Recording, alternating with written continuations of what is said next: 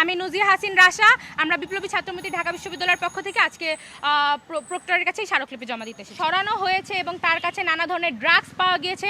তখন আইন শৃঙ্খলা বাহিনীর সহায়তায় তাকে এখান থেকে নিয়ে যাওয়া উচিত ছিল, তাকে থানায় হস্তান্তর করা জরুরি ছিল এবং যদি পরবর্তীতে দেখা যেত যে সে আবার ফিরে এসেছে তাহলে আসলে প্রয়োজনে ডাকসুর প্রতিনিধিদের সেই থানার দায়িত্বশীল যারা আছে তাদের সাথে বসে তাদেরকে একটা প্রেশার প্রয়োগ করা প্রয়োজনীয় ছিল।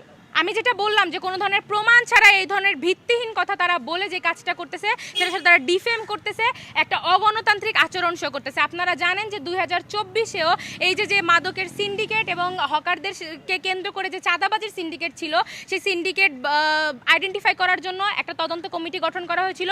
সেখানে 7 জন শিক্ষার্থীকে আইডেন্টিফাই করে তাদেরকে বহিষ্কার করা হয়েছিল। যারা এই ধরনের অভিযোগ আনতেছে যে বামপন্থীরা এদের সাথে জড়িত, সেই 7 জন শিক্ষার্থীর ব্যাকগ্রাউন্ড চেক করা হোক, তাদের রাজনৈতিক পরিচয় চেক করা হোক, প্রলয় গ্যাংয়ের সাথে যারা জড়িত তাদের রাজনৈতিক পরিচয় চেক করা হোক। আমি জানতে চাই তাদের মধ্যে কয়জন বামপন্থী ছিল। যদি না হয়ে থাকে তাহলে কিসের ভিত্তিতে আসলে ডাকসু এবং ডাকসুর প্রতিনিধিরা এই ধরনের অভিযোগ আনলো সেই জবাব দিতে কিন্তু তাদের করতে হবে। আমরা আজকে এটা প্রশাসনকে জানিয়েছি। যদি আমরা দেখি যে প্রশাসন আসলে কোনো ধরনের ব্যবস্থা নিচ্ছে না, এই প্রতিনিধিদের কাছ থেকে কোনো ধরনের জবাব দিতে ব্যবস্থা করা হচ্ছে না, তাহলে অবশ্যই আমরা উচ্চ পর্যায়ে আরও যেখানে যাওয়া যায় আইনগত যে ব্যবস্থা নেওয়া যায় সেই ব্যবস্থার দিকে আমরা আগাবো। আমি নুজিয়া হাসিন রাশা। আমরা বিপ্লবী ছাত্রমন্ত্রী ঢাকা বিশ্ববিদ্যালয়ের পক্ষ থেকে আজকে প্রক্টরের কাছে স্মারকলিপি জমা দিতে এসেছি।